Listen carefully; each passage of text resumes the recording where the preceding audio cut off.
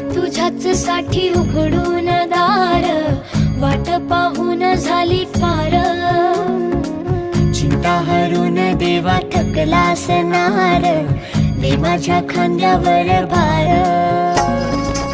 थोडा इथं टेकून जा, घास खाऊन माझ्या हातातला